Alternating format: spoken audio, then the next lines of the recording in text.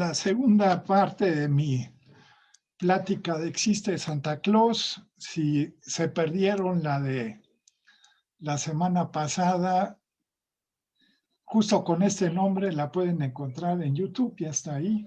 Uno de los posts que puse para publicitar la plática era: para muchos mexicanos, Navidad es el Maratón Guadalupe Reyes. La verdad, nosotros, y no me dejarán mentir los que son de mi edad, nosotros en la infancia no le llamábamos así.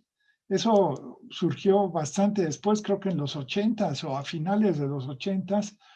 Y bueno, no importa en realidad. Y entonces la pregunta es si habrá maratones parecidos en otras latitudes. Y la respuesta es obviamente sí. Si consideramos, digamos que piensen en la Navidad como si fuera una boda, ¿no? Entonces, pues la boda se lleva, cualquier fiesta, una de 15 años, la que quieran, pues se lleva un cierto tiempo de preparación. Entonces, esos periodos de preparación, festejo, pues los existen en todo el mundo ligados con la Navidad. Y bueno, algunos son muy obvios y otros, pues en nuestras latitudes en México nos parecerán quizá no tan obvios, ¿no? Entonces, la, eh, el primer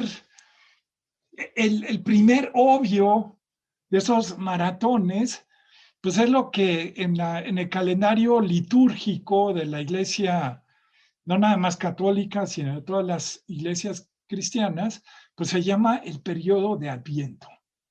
Entonces, Adviento obviamente significa, del latín significa venida o llegada, y, y, y comienza el año eclesiástico, comienza con el Adviento, con el primer domingo de Adviento. Entonces, el primer domingo de Adviento es de entre 3 y 4 semanas antes de la Navidad. En realidad solo son 4 semanas completas, ¿sí? El 25 de diciembre cae en domingo. En todos los demás casos, el Adviento es un poquito más corto.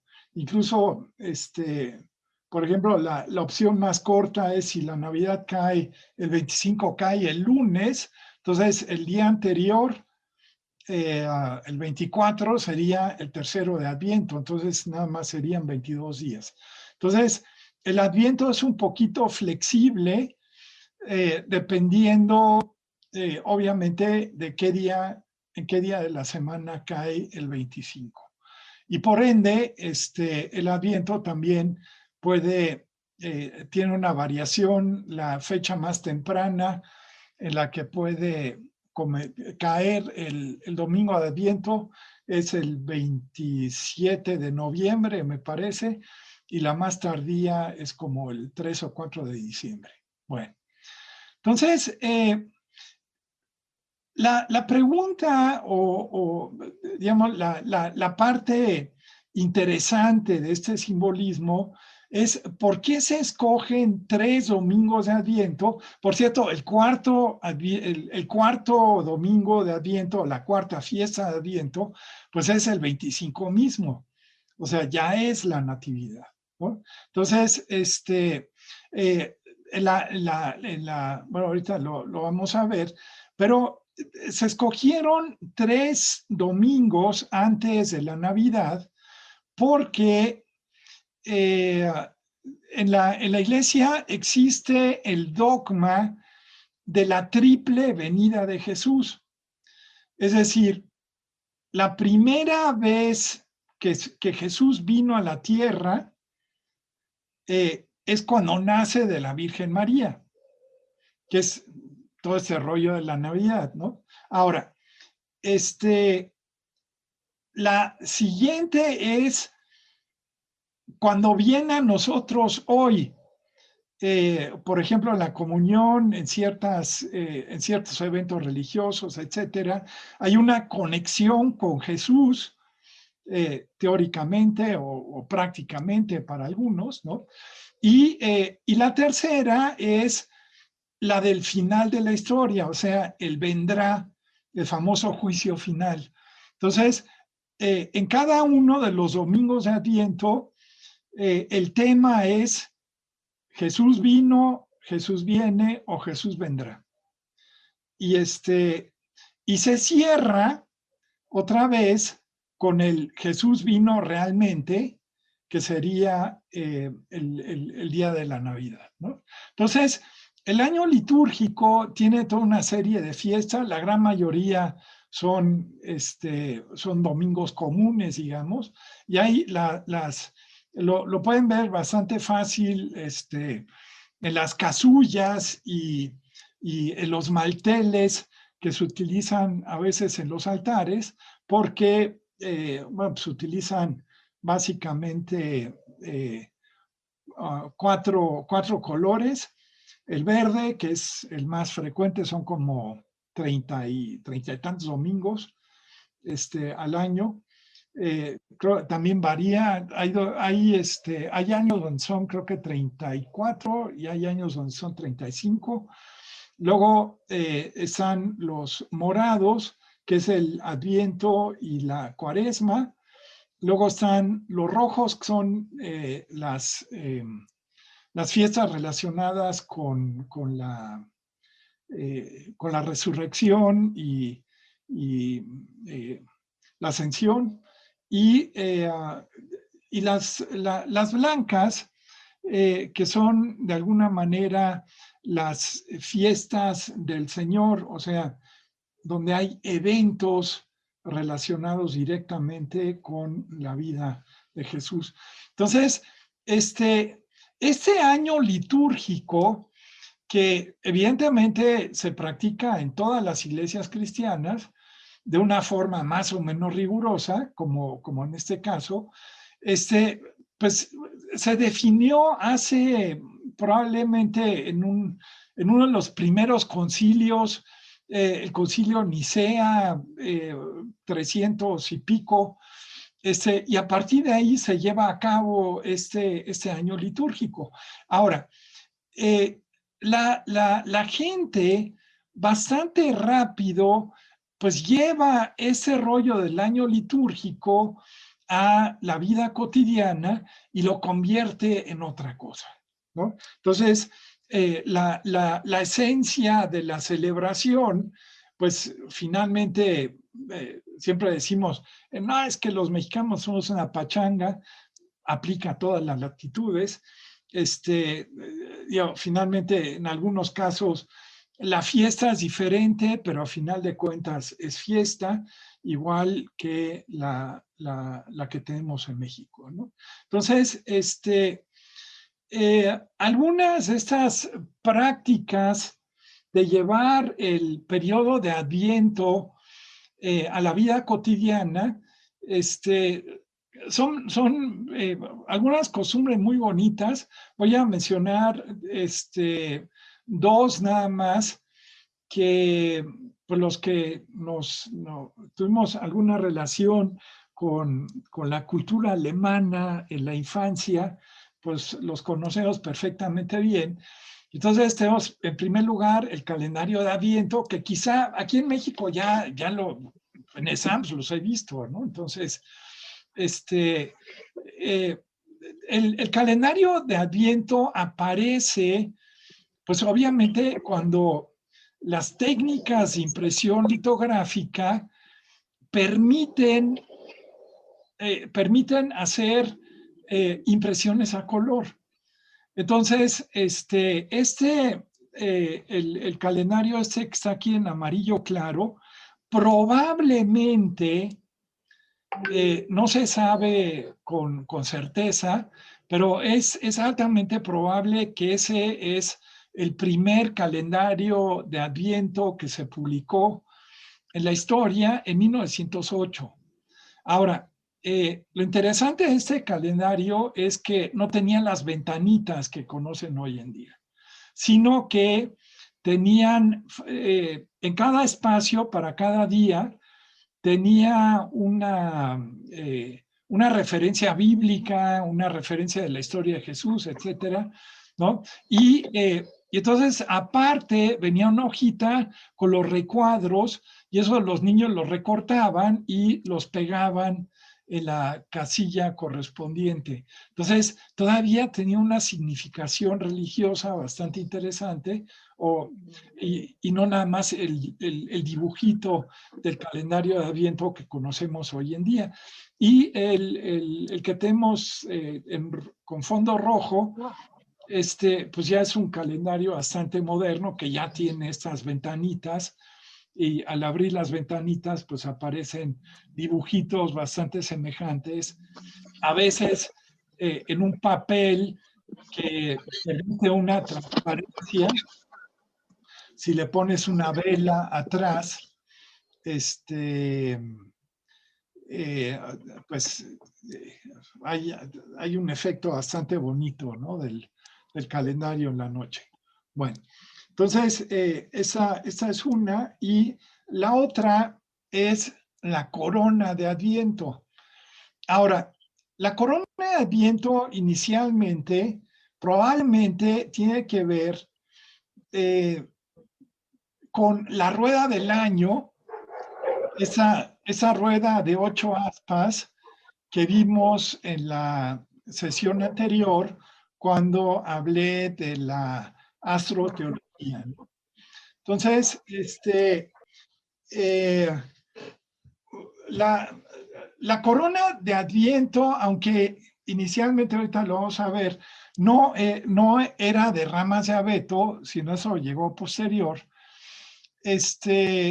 Pues muy rápidamente empezó a hacerse de ramas de abeto, se utilizaban velas y adornos que tienen que tener en un sentido pagano original, tiene que haber una preponderancia de lo rojo.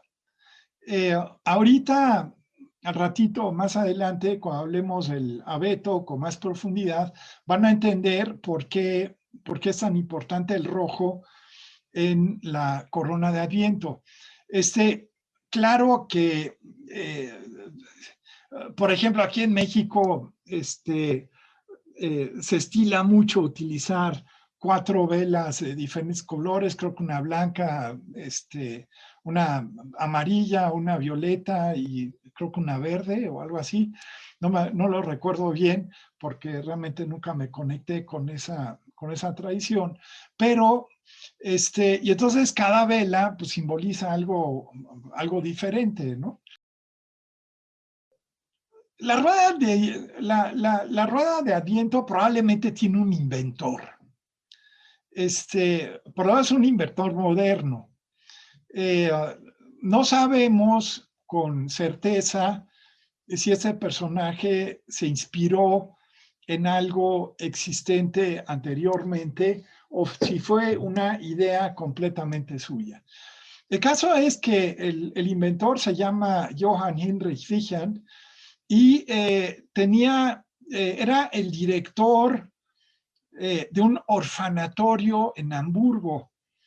Y una de los retos, de las broncas, y quizá eso también tiene que ver con el calendario de Adviento, pues era la constante pregunta, la constante desesperación de los niños, ¿y cuánto falta para Navidad? ¿No? ¿Y cuánto falta para los regalitos? Y entonces, en los orfanatorios, sobre todo los orfanatorios luteranos en Alemania, Navidad era súper importante. Entonces, Johann Heinrich Wichern construyó, dice esta historia, esta versión de la historia, construyó la primera corona de Adviento con una vieja rueda de carreta. Y esa primera corona de Adviento tenía 24 velas. Siguiendo con la coherencia de la vela roja, probablemente entre cada vela roja en la rueda, pues había 6 velas blancas, ¿no?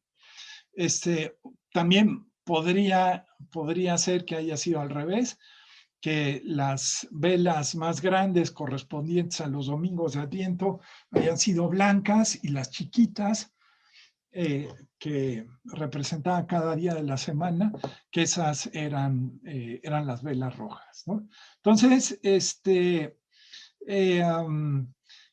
no se sabe cuándo Wichern construyó el año exacto de cuando construye la primera corona de Adviento, pero debe de haber sido en la década de los 1830, o sea que es relativamente reciente.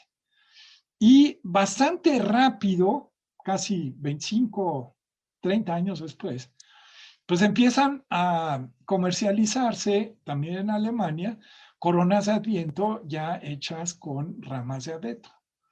Y, y más o menos en esa década, así como vemos en la imagen, en las iglesias luteranas, y quizá Anette se acuerde de la que había en la iglesia luterana de patriotismo, pues hay una corona de Adviento colgada de un como trípode con cadenas, y bueno, ahí siempre hay velas. Lo que yo no recuerdo es que en la iglesia luterana donde íbamos nosotros, que las velas hayan sido rojas. Me parece, si mal no recuerdo, ahí la costumbre eran velas blancas, pero igual y me equivoco, no sé, no, la verdad no lo recuerdo, pero pues sí recuerdo alguno que otro pastor que le pedía a los niños de la congregación prender la vela, ¿no? O prender unas de las velas en los domingos de Adviento. Entonces, esa imagen para la corona de Adviento en una iglesia luterana es bastante, bastante significativa, bastante certera, ¿no? Bueno, ahora,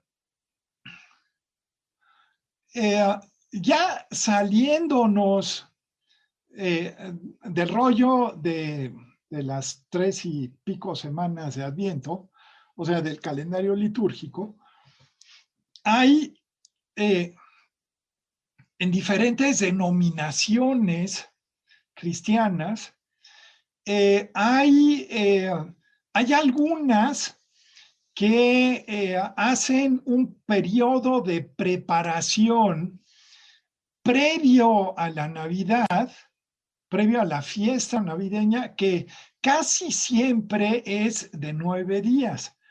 Y ahí el ejemplo que ustedes conocen perfectamente bien es el de la posada en México, son 9 posadas, ¿no? En Sudamérica, sobre todo en Colombia, en Ecuador, no sé si en Perú, creo que también, esas posadas, unas celebraciones bastante semejantes a nuestras posadas. Claro que el ritual que se hace es un poquito diferente, se llama la novena de aguinaldos. Y hablando de las posadas es una tradición que tiene que ver totalmente con un sincretismo surgido en la evangelización. Resulta que en el solsticio de invierno, los aztecas celebraban el nacimiento de Huitzilopochtli y se hacía una fiesta que duraba 9 días, en el que se actuaban pasajes de la vida de Huitzilopochtli. O sea, es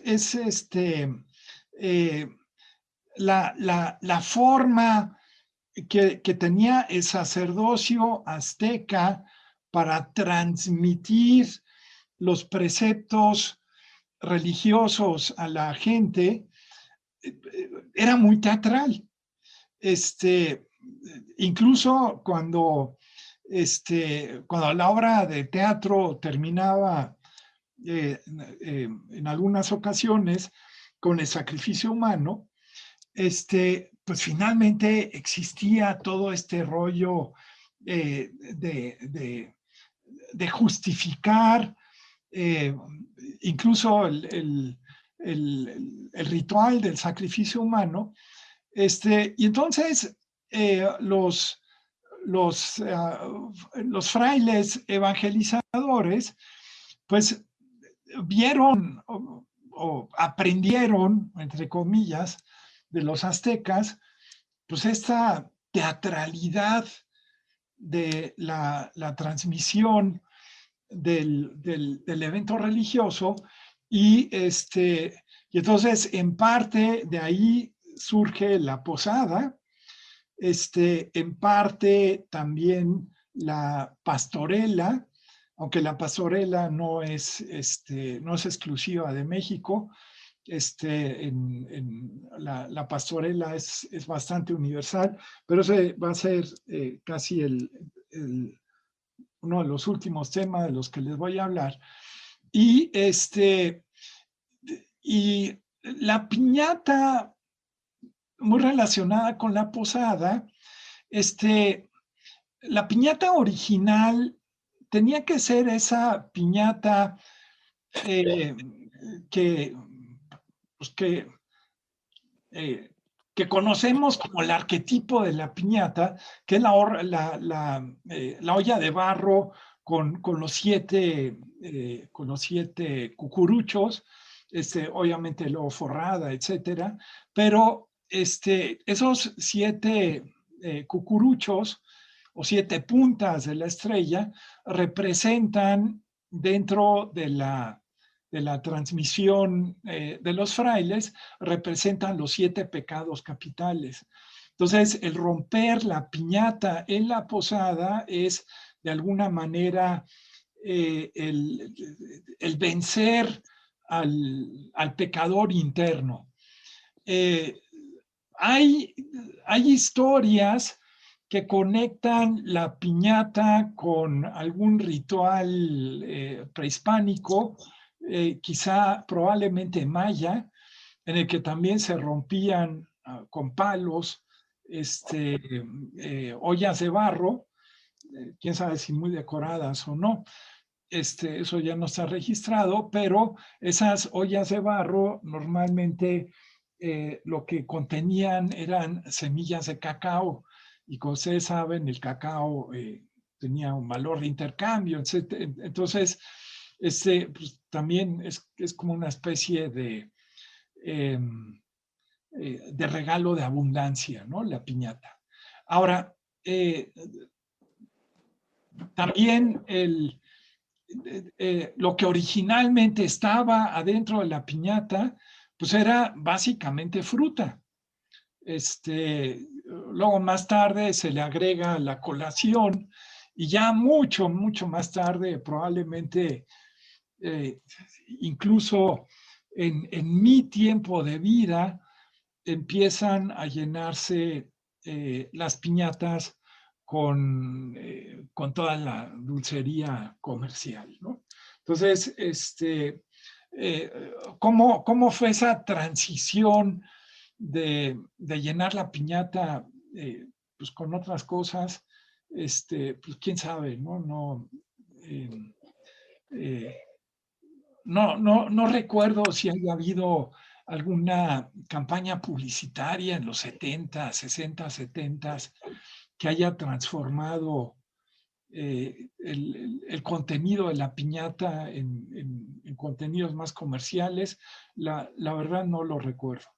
Si alguno de ustedes tiene algún recuerdo al respecto, pues ahí échenme unas líneas al respecto para investigar el tema, ¿no? Bueno, ahora, otra opción mucho más frecuente son las docenas.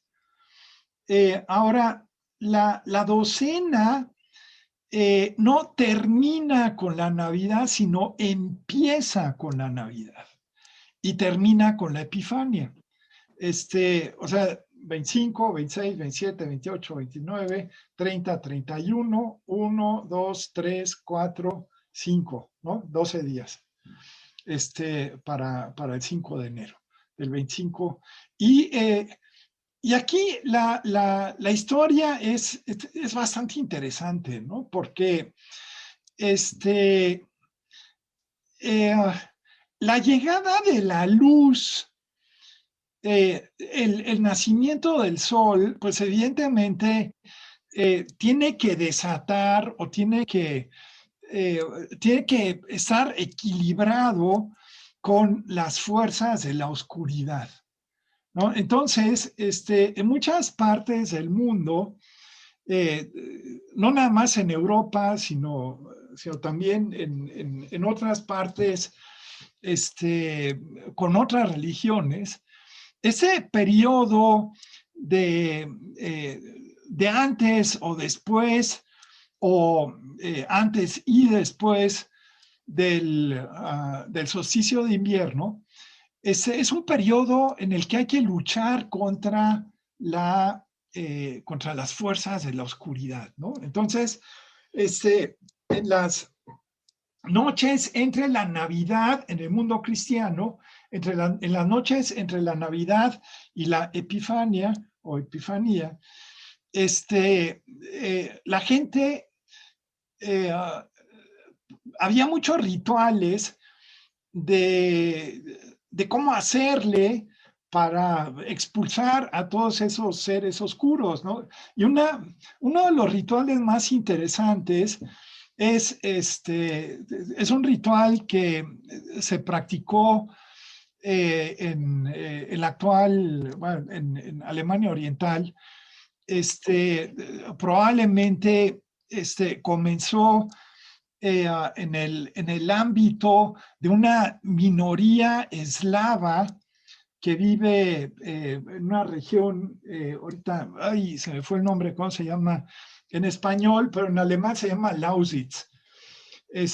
Y ahí se practica un ritual que son las Rauhnächte. Las Rauhnächte consisten en que tríos de jóvenes o normalmente hombres, adolescentes, a veces pueden participar mujeres, se disfrazan de los Reyes Magos, pero para tener mecanismos de defensa, pues también tienen palos y tienen otras armas con las que pueden golpear. Entonces, llegan a una casa, llegan al patio de una casa, y lo primero que hacen es que con sus armas, pues empiezan a golpear el aire, ¿no? Así va, pa, pa, pa, pa. Empiezan a hacer como una especie de boxeo de sombra, pero con palos.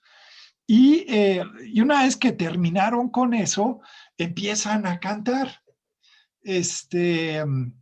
Y, y la combinación de esa limpieza a palazos con el canto de canciones navideñas, pues permite, de acuerdo a la tradición popular, las Rauhnächte, permite expulsar a los espíritus malignos, a las fuerzas de la oscuridad, ¿no? Ahora, algo parecido, pero es bastante más urbano, son las llamadas Glockennächte.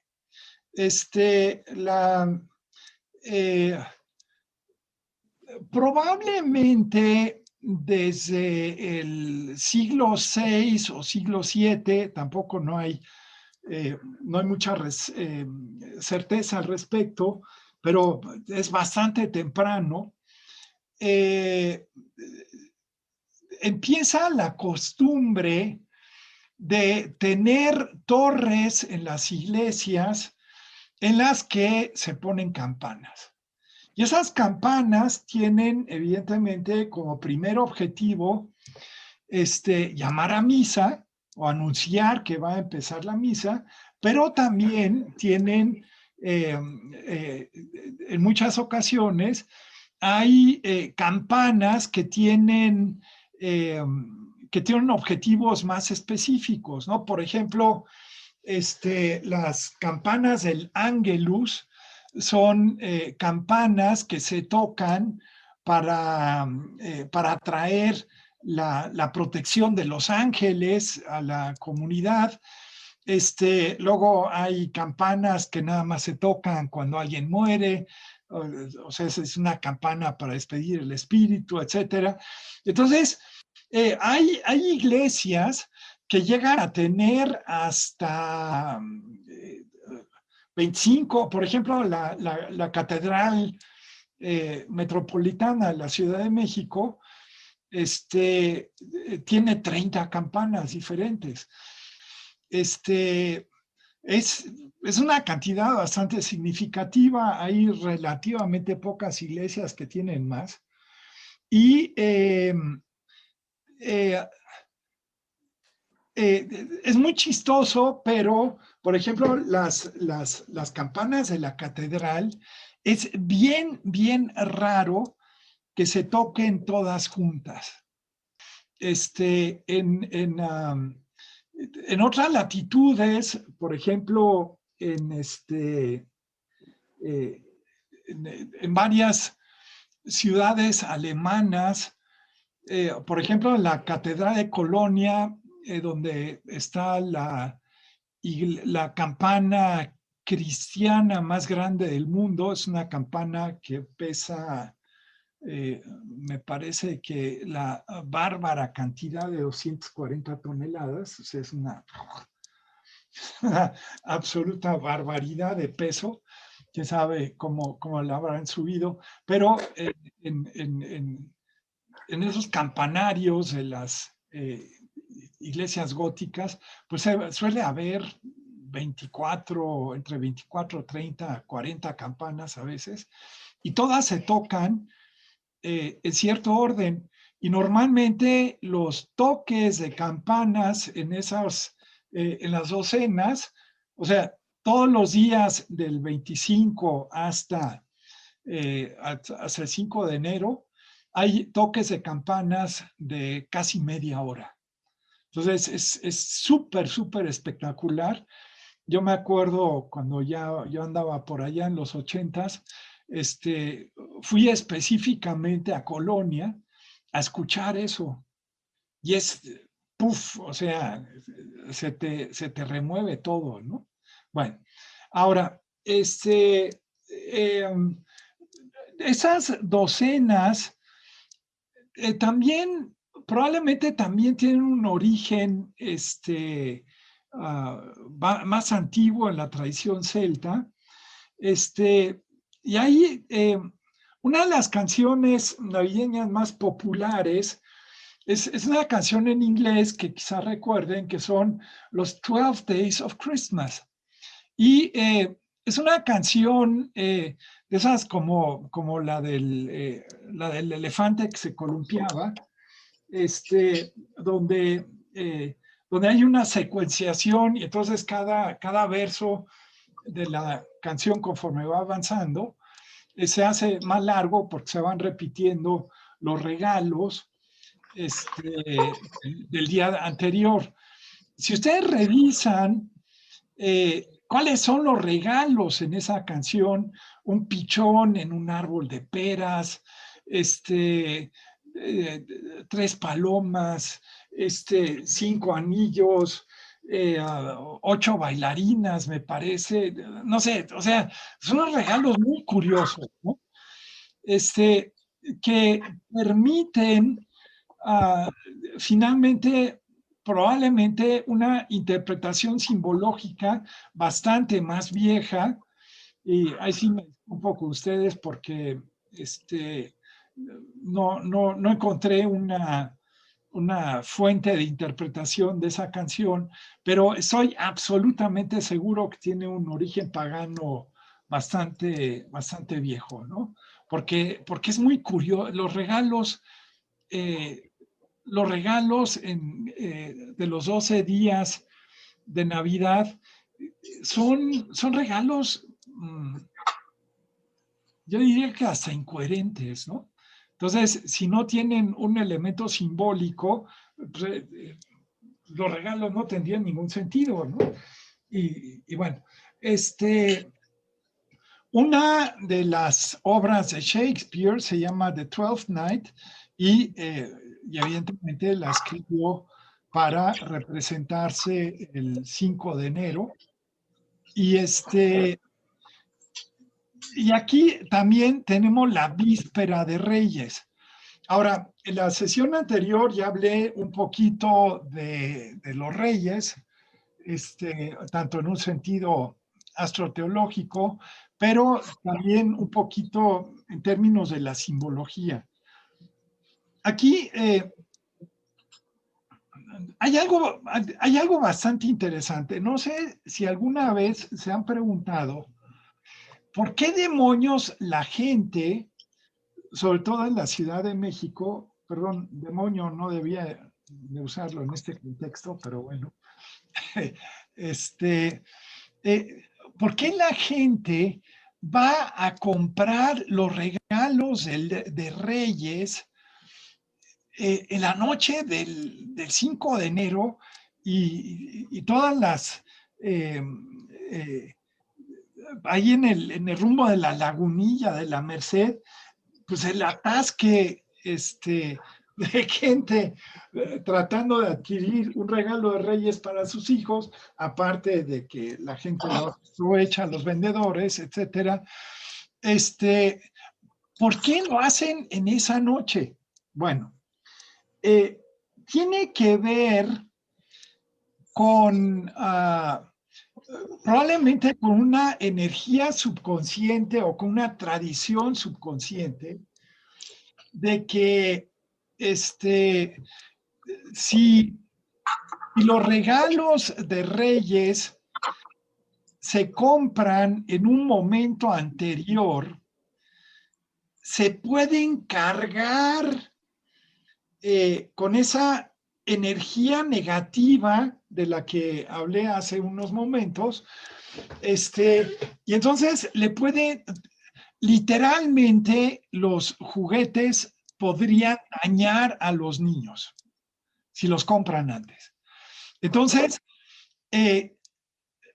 a la puesta del sol del 5 de enero, o sea, la víspera de Reyes, la energía negativa, pues de alguna manera se libera, ¿no? O sea, con esa puesta del sol, ¡pum!, la energía negativa se disipa y entonces ya no hay bronca de comprar los regalos de Reyes, ¿no? Y más o menos en varias partes en Europa, sobre todo en España, pero también en algunas partes de Italia, horas más hacia la noche o al amanecer del 6 de enero, se practica una costumbre que se llama la cabalgata de los Reyes. Y la idea es que se representa colectivamente, a veces, hoy en día casi siempre son desfiles ya completamente carnavalescos, pero antiguamente, efectivamente, llegaban los 3 reyes o llegaban 3 personas disfrazadas de los Reyes Magos, llegaban a la ciudad, a la aldea, al pueblo, y entraban normalmente en la iglesia, donde la gente ya no los podía seguir. O sea, entraban y en algún momento, en algún punto clave de la localidad, los reyes volvían a desaparecer y en ese momento comenzaba la fiesta de Reyes. Entonces, ahí mágicamente, mientras los niños, quizá acompañados de la mamá o del papá, pues observaban cómo los reyes llegaban a la ciudad, pues el otro papá o el abuelo o el hermano mayor o quién sabe qué, pues ponía y repartía los regalos que traían los reyes.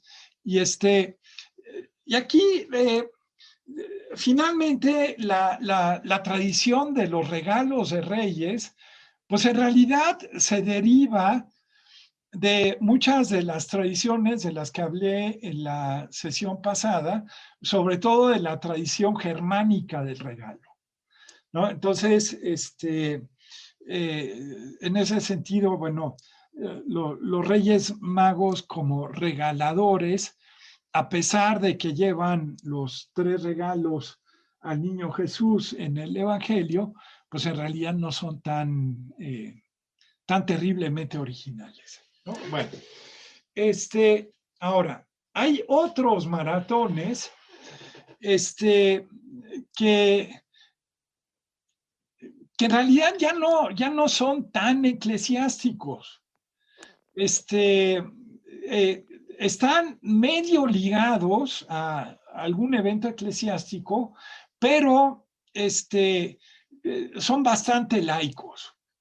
Ahora, lo interesante es que todos estos maratones, y como maratones ahorita quiero definir a todas las fiestas que duran más de 9 o más de 12 días, que se salen de ese periodo eh, del, de las novenas y las docenas,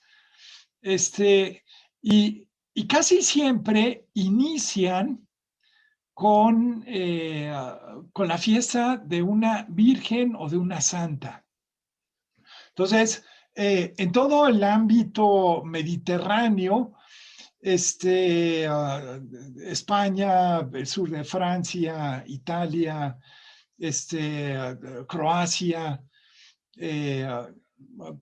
la parte ortodoxa quedaría excluida aquí, pero aquí el día de inicio de este maratón, ya un poco más laico, es el día de la Inmaculada Concepción de la Santísima Virgen María.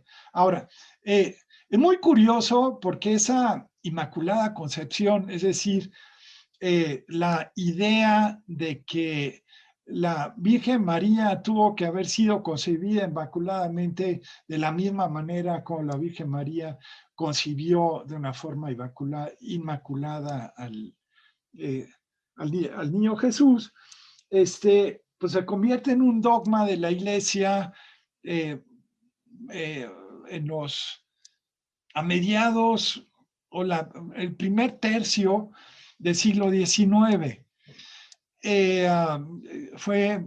un papa Clemente no me acuerdo qué número, pero la fiesta de la Inmaculada, casi nunca dicen la Inmaculada Concepción de la Santísima Virgen María, sino simple y sencillamente el Día de la Inmaculada, es bastante más vieja. Probablemente se remonta al siglo XIII, máximo siglo XIV. Y empieza la fiesta de la Inmaculada, tiene su origen en España.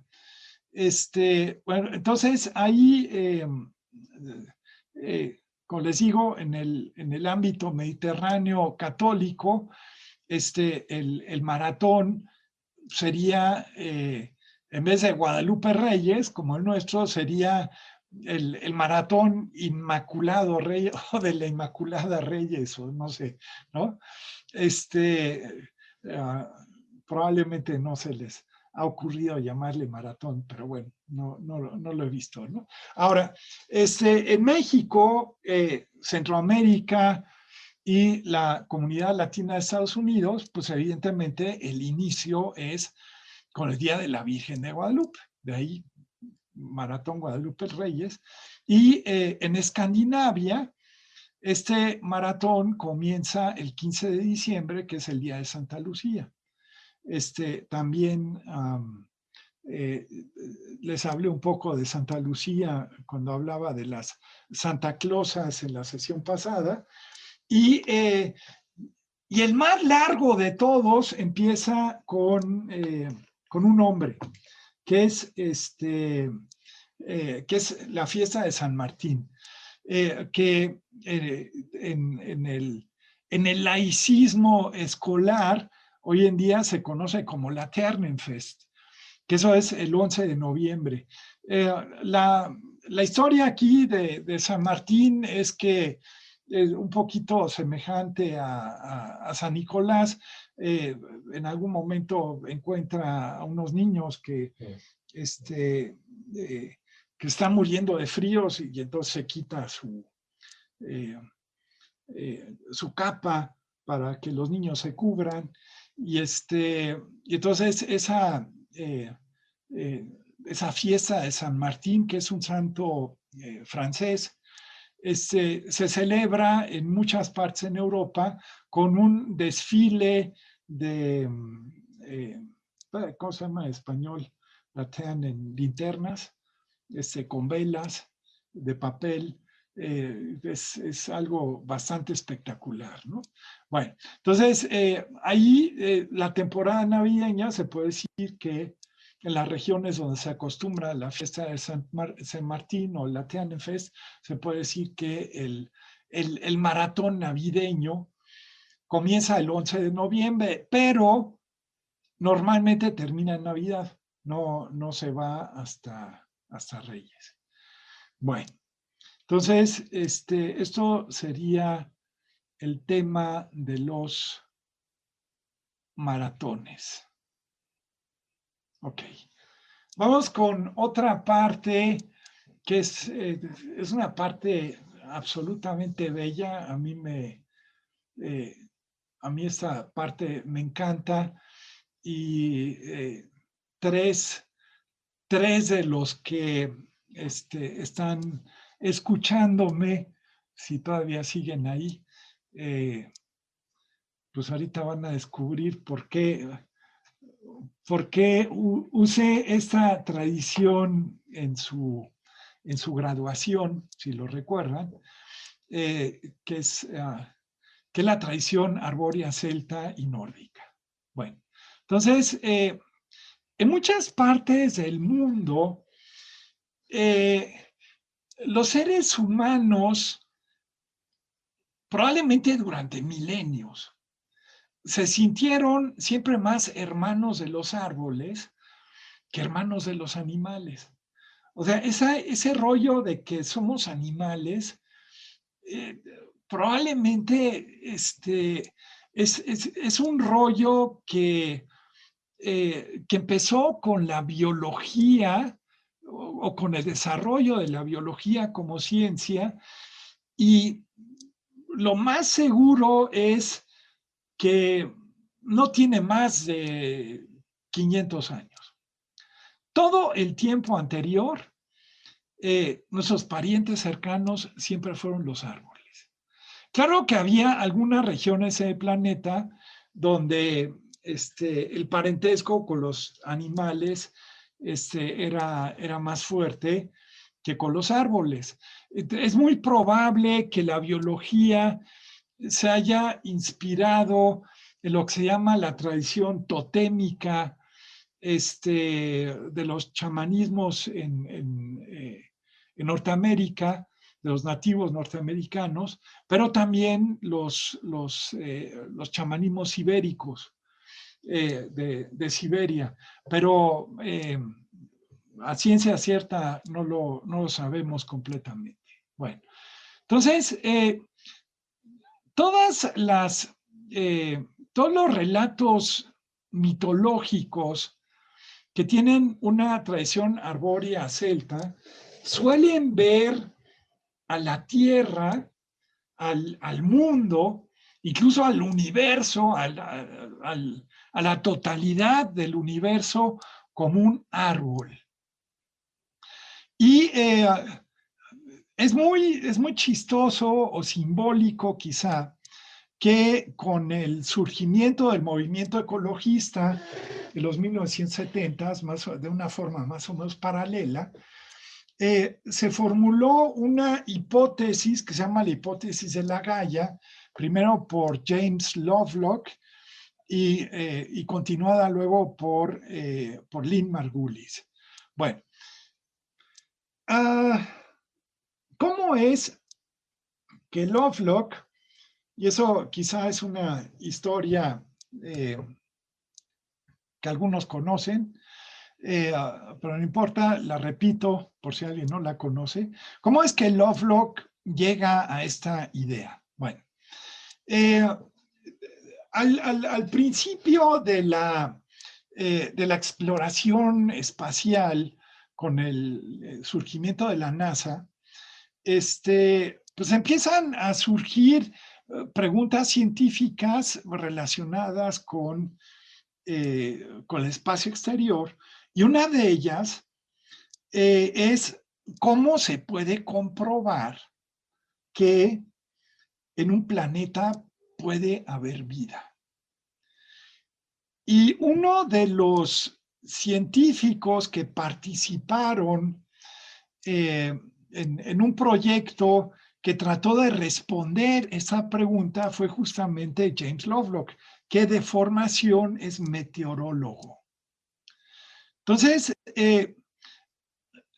James Lovelock empezó a especular, digamos, sobre una serie de variables, pero como meteorólogo sabía que todos los experimentos en laboratorio de recrear la mezcla de gases que compone nuestra atmósfera no funcionaron. La mezcla de gases se colapsa, incluso puede ser sumamente explosiva. No se puede. Entonces a James Lovelock se le ocurrió que la respuesta a este fenómeno de una atmósfera inestable y una mezcla de gases que finalmente reactiva, que eso necesita de un mecanismo de regulación más grande. Y el único mecanismo de regulación que conocemos en la Tierra que puede lograr algo así es lo que llamamos vida. Por ende, James Lovelock deduce o dice que el planeta Tierra tiene que ser un ser vivo y utiliza la metáfora de que la Tierra como ser vivo se parece a la corteza de un árbol. El árbol en el interior tiene madera, que efectivamente es materia muerta, pero que le da soporte, sería lo que geológicamente llamó la litosfera, y en el exterior tiene una capa que llamamos corteza, en el caso de la Tierra lo llamamos la biosfera, donde sucede toda la vida. Y eso es un mecanismo, o se puede ver como un mecanismo completo de regulación. Y hay cosas verdaderamente fascinantes que desde que Lovelock postuló la teoría y luego se refinó por Lynn Margulis, hay cosas verdaderamente fascinantes que se han descubierto, ¿no? Por ejemplo, la forma como aparentemente hay un internet de los árboles, ¿no? Y cosas por el estilo, ¿no? Hay probablemente, o quizá es muy posible que haya una red neuronal de hongos que conecta a todo el planeta. En fin, ¿no? Hay hay unas cosas ahí en ese ámbito que son verdaderamente fascinantes y que poco a poco están empezando a ser aceptadas por algunos sectores de la ciencia, ¿no? Obviamente no son, por eso todavía es una hipótesis, pues todavía no es, no se puede decir que llegó al grado de una teoría universalmente aceptada, pero los datos que están que se están acumulando para comprobar esta hipótesis, pues son bastante significativos, ¿no? Entonces, quizá, para bien o para mal, este regresar a la idea del planeta Tierra como un ser vivo integral, holístico, pues, pues tendría como consecuencia cuestionarnos seriamente bastantes de las cosas que estamos haciendo en este sistema que hoy en día llamamos civilización y del que estamos tan orgullosos. Bueno, entonces, aquí tenemos uno de esos ejemplos del árbol de la vida, muy concretamente el de la tradición nórdica. En ese caso, ese árbol de la vida se llama Yggdrasil y tiene 9 mundos. Aunque el cómo están colocados los mundos en el árbol, pues varía. Realmente no hay una forma uniforme de verlo, pero lo que es bastante interesante es que bueno, se los puedo enseñar rápido. Si empezamos por aquí, Midgard es nuestro mundo, ¿no? Y Muspelheim es el hogar de la luz y Niflheim es el hogar de la tiniebla, de las tinieblas, ¿no? Hel es el inframundo, Asgard, los Asen son, digamos, los dioses cósmicos, los dioses, el equivalente a los dioses olímpicos en la mitología griega. Vanaheim es el hogar de los Vanir. Los Vanir son los dioses de la tierra con los que nosotros podemos interactuar constantemente. Luego tenemos a Jotunheim, que es el mundo donde viven los gigantes, Alfheim, que es el mundo donde viven los elfos, y en este caso aquí Nidavellir, que es el mundo donde viven los gnomos. Habría que pensar en esos personajes como los enanos de Blancanieves, un poquito en ese sentido. Entonces, esos serían los 9 mundos.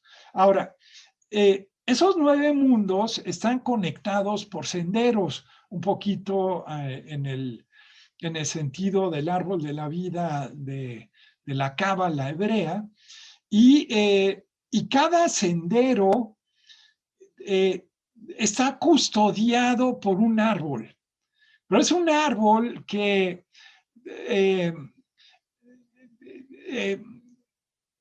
que tiene movimiento y que además puede hablar.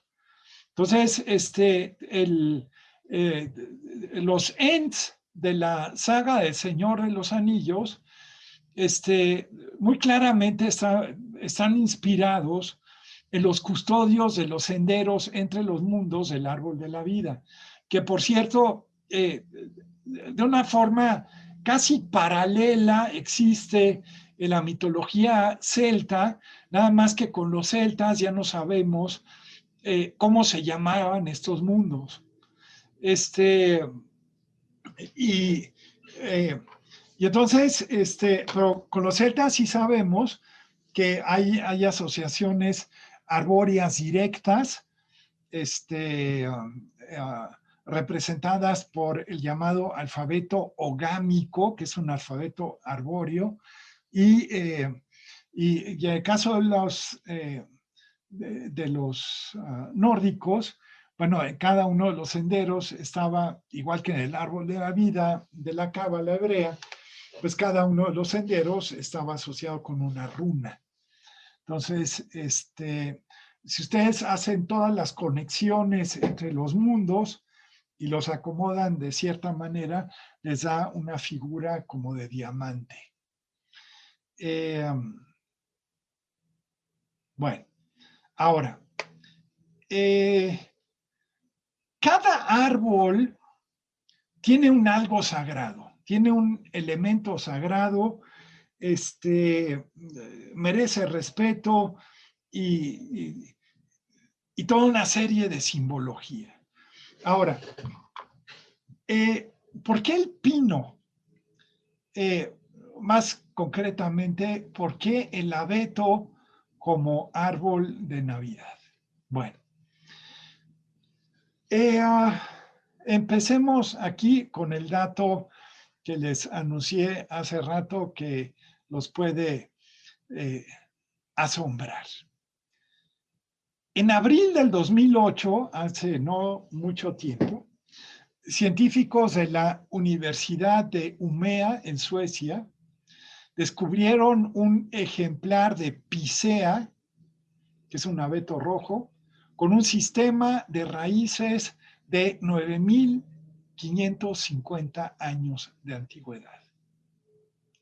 Se llama Old Chico y definitivamente, sin lugar a dudas, es el ser vivo más antiguo de la Tierra. Ahí tienen una foto del Oltillo. La longevidad de la picea se debe, por un lado, a su doble capacidad de clonarse a partir de las reservas de la raíz. Y eso quiere decir, básicamente, que el Oltillo no siempre se vio así. Podría haber pasado por épocas donde se convertía en arbusto, pero el sistema de raíces, que en este caso es el importante, es súper, súper viejo, ¿no? Bueno, entonces, tiene una gran capacidad de cambiar, adaptarse a cambios climáticos, simplemente reduciendo de tamaño. Entonces, podría ser, por ejemplo, si ahorita cambia, digamos, empieza una era de hielo, entonces, lo que hace Oltillo es que esta manifestación que tiene ahorita, la que pueden ver en la foto, de alguna manera se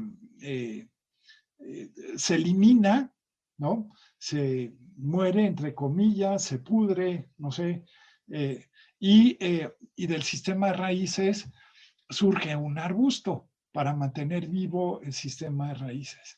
Bueno, entonces, está en la provincia de Dalarna, en Suecia. Sobra decir que llegar a ese árbol te lleva bastantes horas de caminata, en una zona bastante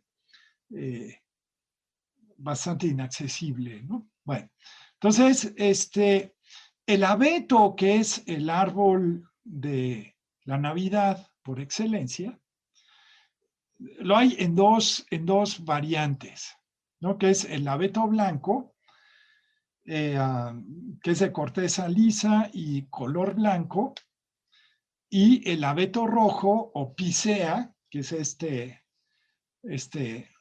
ser tan viejo, de corteza áspera y rojiza.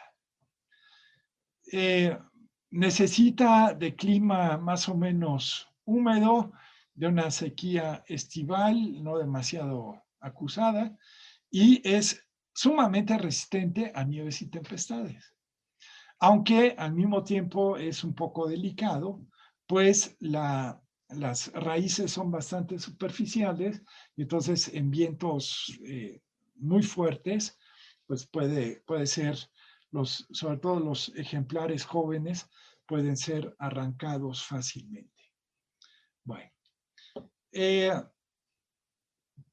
al abeto, en la antigua magia europea, se le atribuye el don potencial, el don de potenciar, perdón, la fecundidad, tanto en seres humanos como en los animales. Simboliza la vida eterna. Aquí obviamente está conectado con la promesa cristiana, la elevación y la espiritualidad, tanto por su altura como por sus agujas verdes y perennes. La picea es el árbol de excelencia de la celebración de Navidad y decorado representa no solo la fuerza vital que persiste incluso en los meses invernales, sino también el nacimiento. Todavía en el siglo XVIII era frecuente en las zonas rurales que las vacas pastaran con una corona de ramas de abeto, perdón, me equivoqué ahí, alrededor del cuello, pues su propietario pensaba que así incrementaría la fecundidad de sus animales. Los regalos que te da el abeto serán útiles para refrescar tu vida, añadir vitalidad y vigor u obtener resultados positivos en lo relativo a la salud. Estos regalos también ayudan en rituales relacionados con vidas anteriores y el trabajo mágico con los ancestros.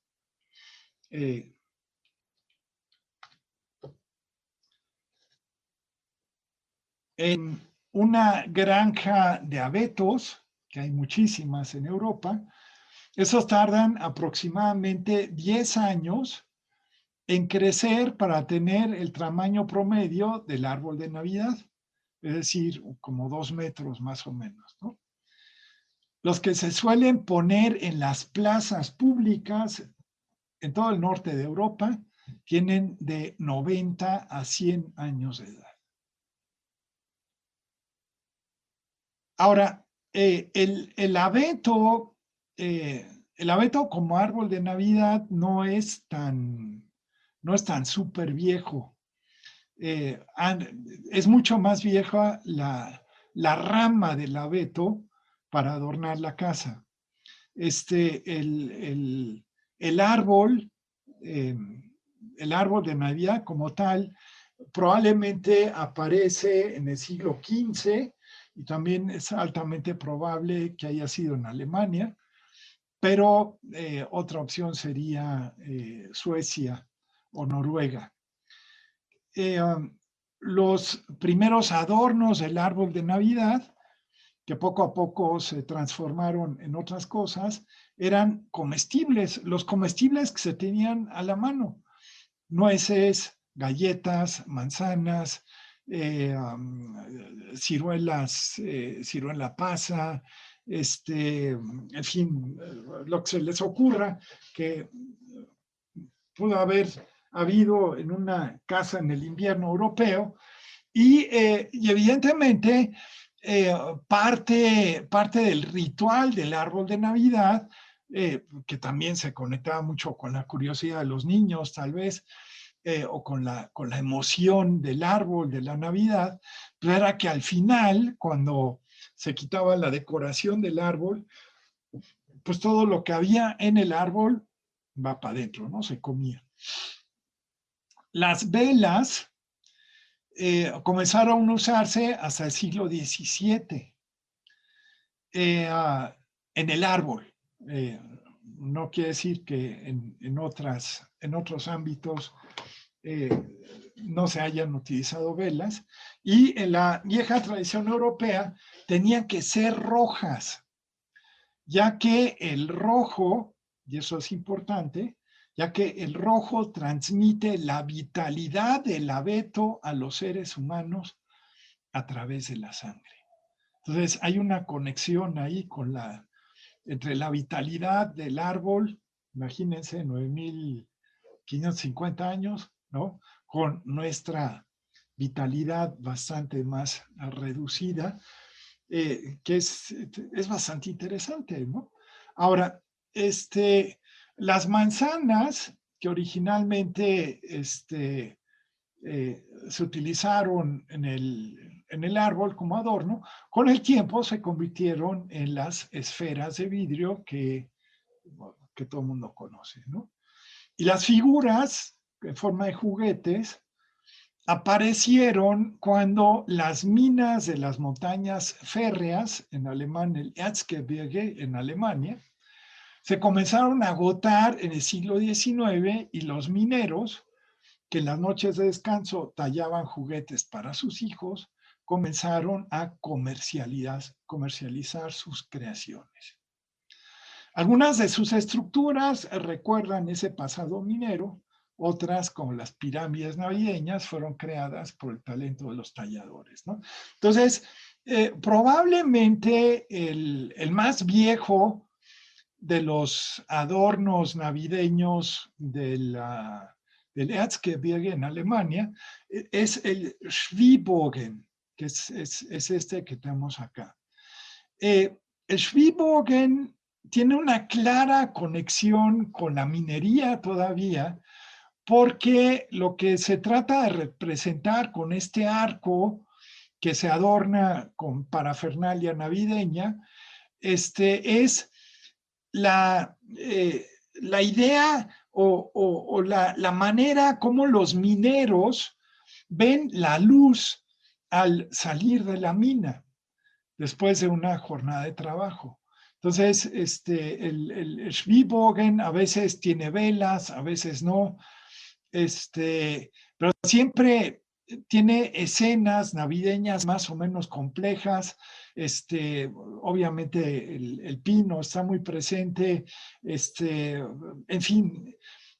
Los Schwiebogen en esa región del Erzgebirge, existen Schwiebogen que tienen varios metros de diámetro y en prácticamente todas las ventanas de las casas, no nada más de la zona de las montañas, sino en realidad en toda Sajonia, en las casas suelen ponerse estos arcos.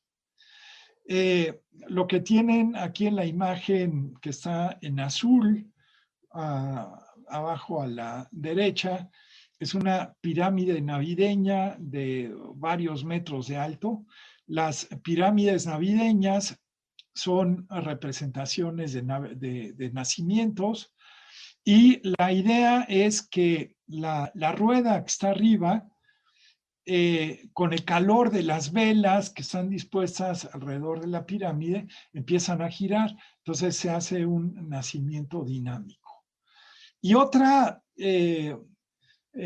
elemento muy, muy famoso, digamos, dentro de esa tradición de los juguetes del Erzgebirge, son los Räuchermännchen, los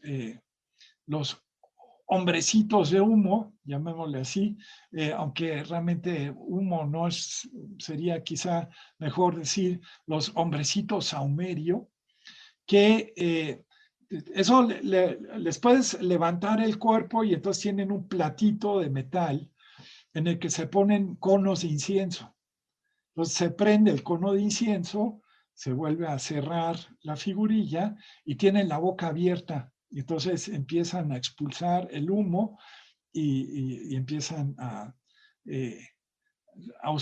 sahumar la casa. Bueno. Entonces, digamos, el Schwiebogen, la pirámide de Navidad y el Räuchermännchen son como las figuras o las tradiciones más antiguas de esas figuras navideñas, siempre talladas en madera, que hoy en día cosas de ese tipo, inspiradas justamente en originales de esa región en la Alemania, por ejemplo, las pueden comprar en Tlalpujahua, en el estado de Michoacán, ¿no? Ahí en Tlalpujahua se hacen esferas navideñas y hay varias fábricas de tallado de madera. Entonces, pues también todas estas tradiciones también ya se exportaron. Ok, Pues vamos por el otro gran árbol asociado con la Navidad. En ese caso, el árbol conectado más bien con la tradición celta. El abeto es claramente germánico nórdico y el acebo es claramente celta. Bueno, acuérdense, el acebo en inglés se llama holly, Holly. Bueno, entonces el acebo es un árbol de lustrosas, verdes y puntiagudas hojas con bayas de intenso color rojo que crece en todo el mundo, no nada más en el mundo celta. Era una de las plantas sagradas de los druidas y cobraba especial importancia en el solsticio de invierno.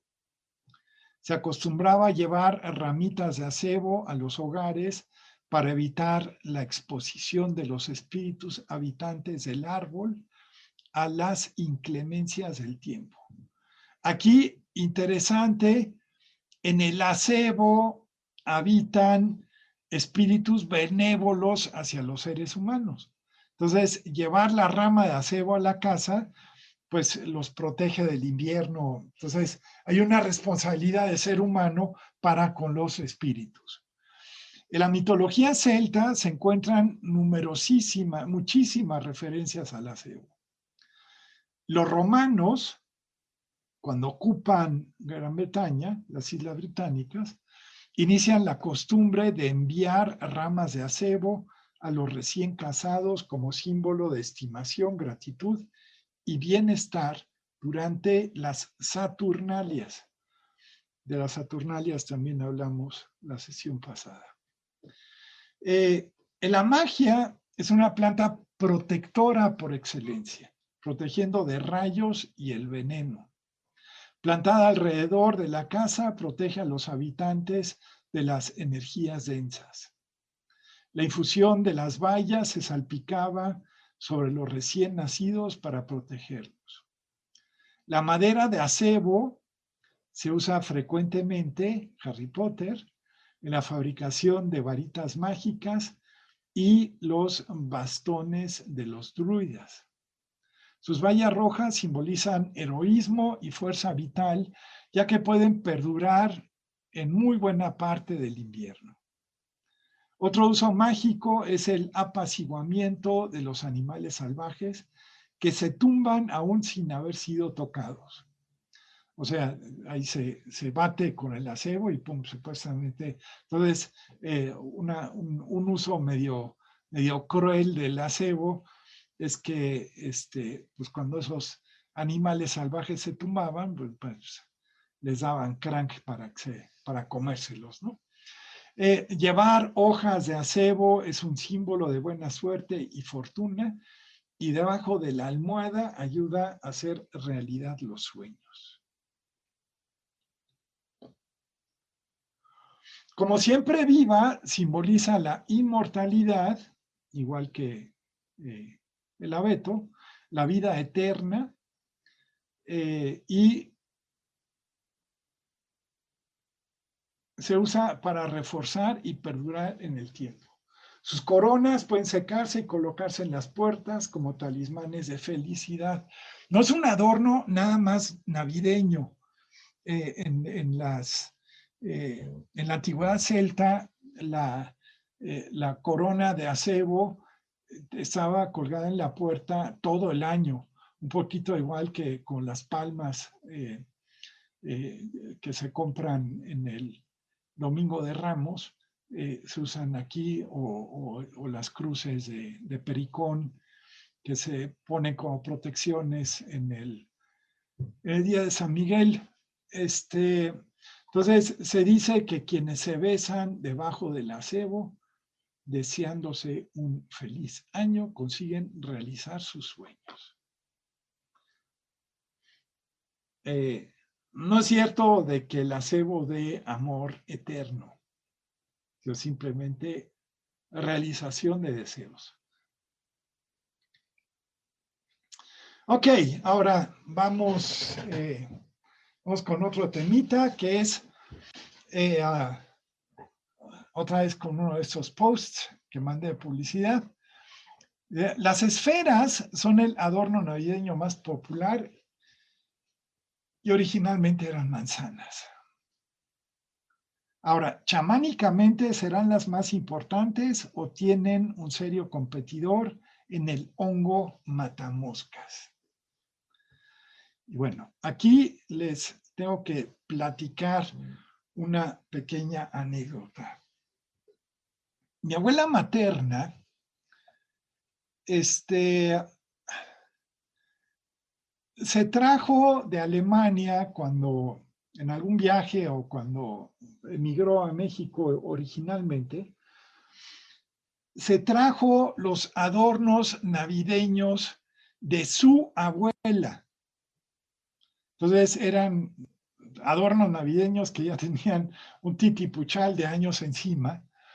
Y lo que de niño siempre me llamó la atención, que yo no logré entender, es por qué el adorno que más apreciaba mi abuela era un hongo matamoscas.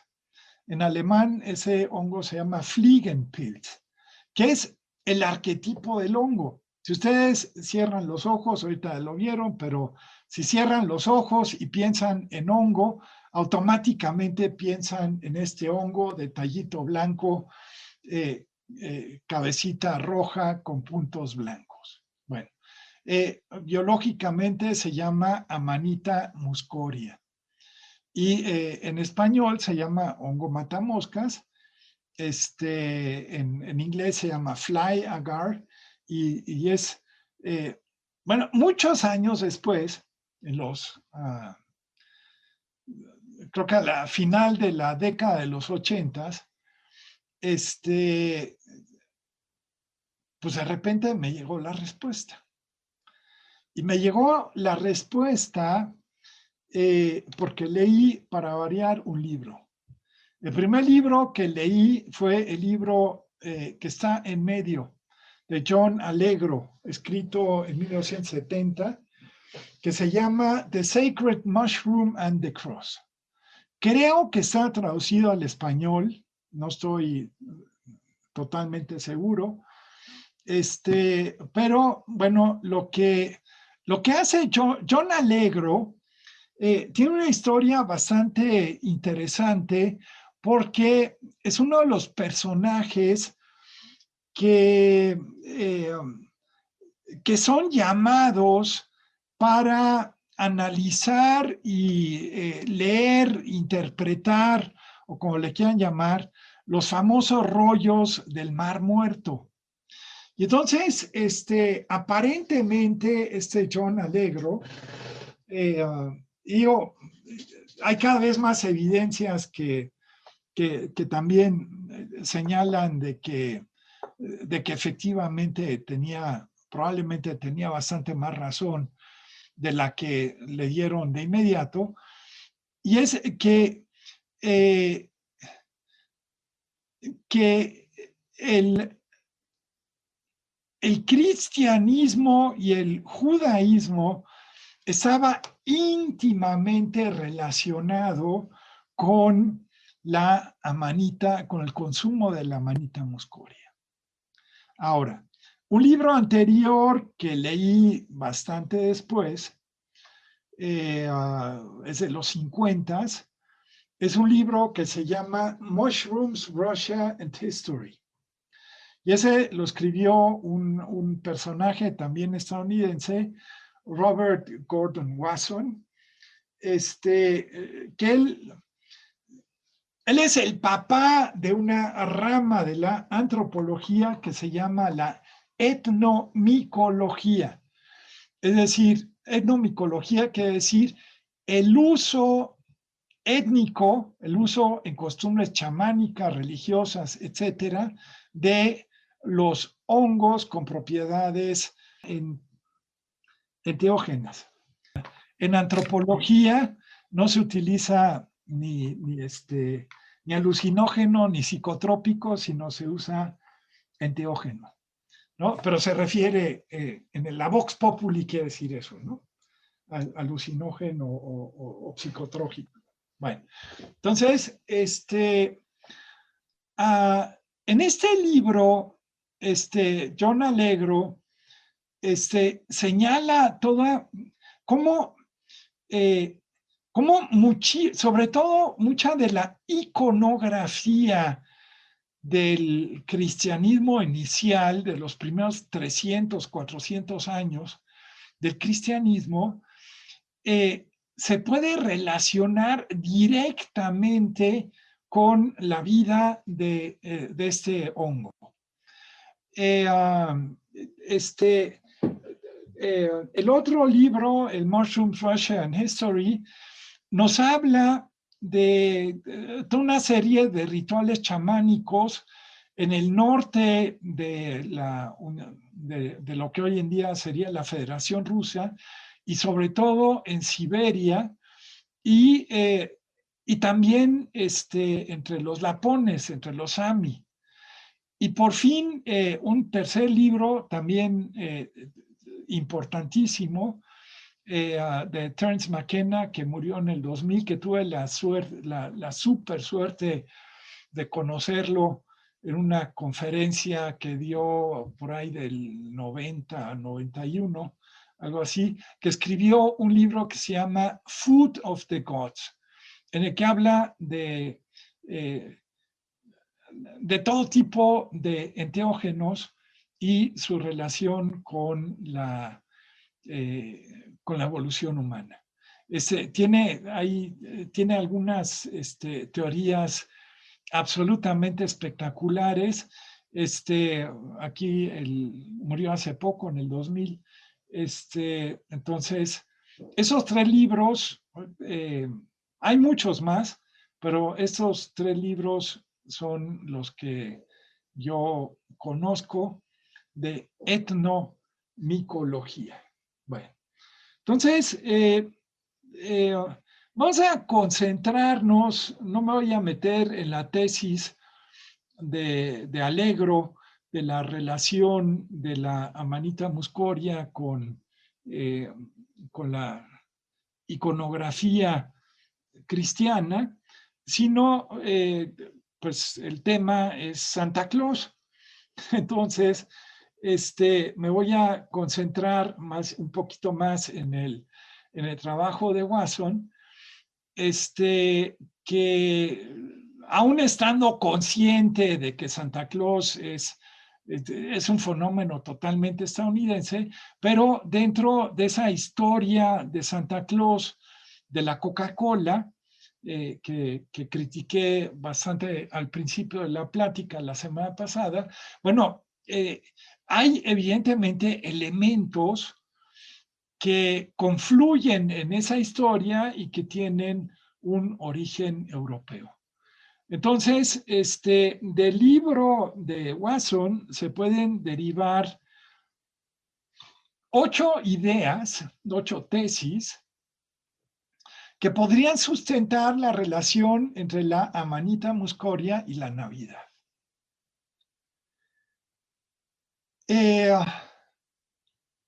Bueno, en primer lugar, igual que, por ejemplo, hoy en día con los huicholes, el chamanismo sin enteógenos probablemente no existe.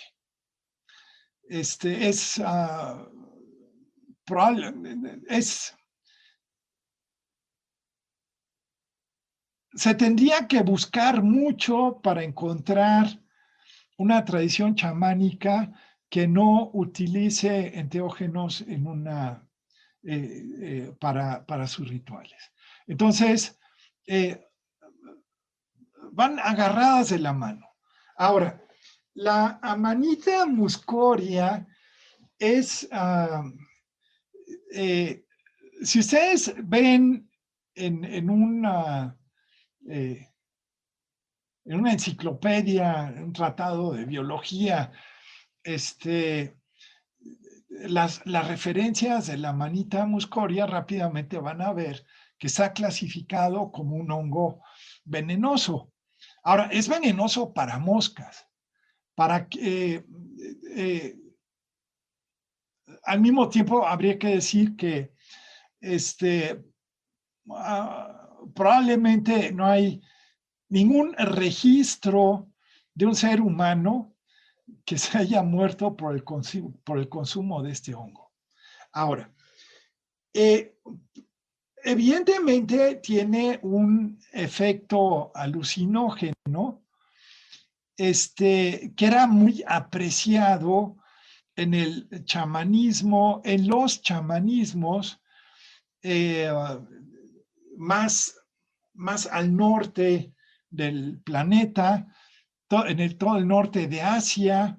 Es muy probable que los inuit, los esquimales, también hayan utilizado la manita muscoria. Entonces, primera relación. ¿Por qué Santa Claus entra a las casas? Por la chimenea. Bueno, la chimenea en las regiones nevadas del norte del planeta, la chimenea es la puerta de entrada de las casas. Hay tanta nieve, a veces 1,5 metros, 2 metros de nieve, que las puertas y ventanas de las casas pues quedan bloqueadas. Por ende, la única manera de acceder al interior de la casa y probablemente de los chamanes de darle el regalo de los hongos a la gente, pues era por la chimenea. Entonces, primera relación. La segunda relación es que la Amanita muscoria le encanta la hoja de pino y sobre todo el abeto como sustrato. Y lo ves aquí en el bosque donde vivo, ahí donde hay oicochal, como le llamamos aquí a la hoja del ocote, pues ahí es donde nacen los hongos comestibles que se pueden comer aquí en la zona. Entonces, alrededor de los pinos, obviamente el tronco que se ve ahí es un tronco de pino, ahí es donde suelen aparecer estos hongos, ¿no? Entonces, segunda relación. La tercera relación es que los renos y la familia de venados en general eran los guías totémicos espirituales de los chamanes. Aquí hay, pero voy a regresar un paso.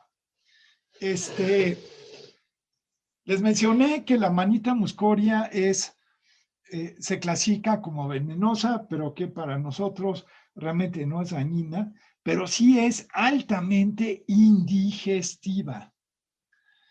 Te produce malestares estomacales terribles cuando te la comes tal cual del suelo. Entonces, los chamanes descubrieron bastante rápido que la manita muscoria es bastante comestible a través de dos métodos. Un método que requiere de mucha paciencia y es el método de cortar los hongos y colocarlos sobre las ramas del abeto para que se sequen. Ahora, por alguna razón, por algún proceso simbiótico entre el secado de la manita y la rama del abeto, la manita, si se seca en la rama del abeto, pierde esas cualidades indigestas y se hace muy comestible, ¿no? Entonces, esos hongos secos, lo que hacen en el interior de las casas, una vez que recibieron los hongos de los chamanes, es que los rehidratan en agua caliente, los hierven un rato, se suelta la sustancia alucinógena y se consume el té. Otra manera que descubrieron los chamanes es que a toda la familia de los venados, los renos y los venados, les encanta la manita muscoria también. Comparten con nosotros el amor, el amor por alucinar, ¿no? Entonces, resulta que los chamanes también se dieron cuenta que si un reno o un venado llegaba a una cama de hongos, se los comía, pues se iba muy contento y galopando, pero se agotaba bastante rápido y se quedaba dormido. Y entonces lo que hacían los chamanes es amarrarle una bolsa al reno para captar la orina. Y bebían la orina del venado que todavía contenía el principio alucinógeno. Ahora, esa es un poco el por qué el reno y los venados, los alces y varios de esa familia, pues se consideran guías totémicos espirituales. Totémico quiere decir animal, ¿no? De los chamanes. Entonces, ¿por qué vuela el reno? Bueno, aquí también tiene que ver con que la alucinación más frecuente provocada por el consumo de la manita muscoria es la sensación de volar.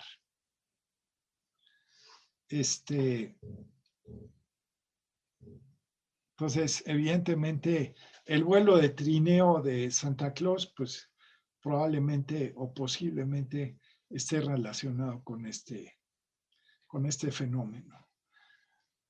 Ahora, otro elemento es que los chamanes, sobre todo siberianos, se identificaban por tener ropa roja con puntos blancos.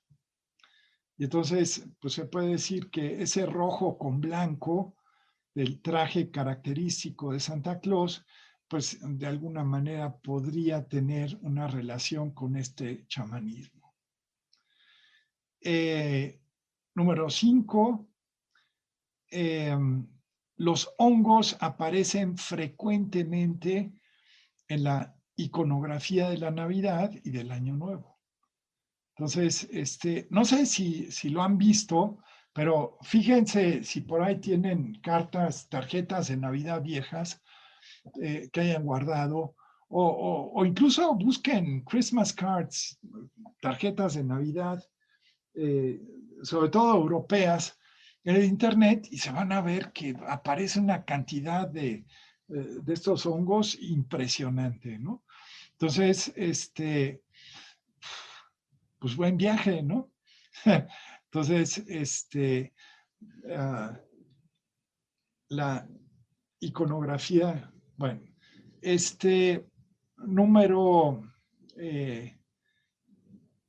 número 6, la nariz roja de Rudolf, este reno, que es el faro de los renos del trineo de Santa Claus, podría ser una manita.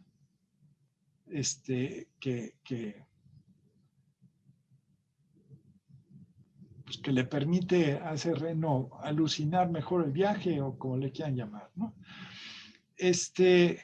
Entonces, el número 7, la visita de Santa Claus se pudo haber prestado de los rituales chamánicos. O sea, de esa entrega de regalos, y los regalos son los hongos en la época invernal.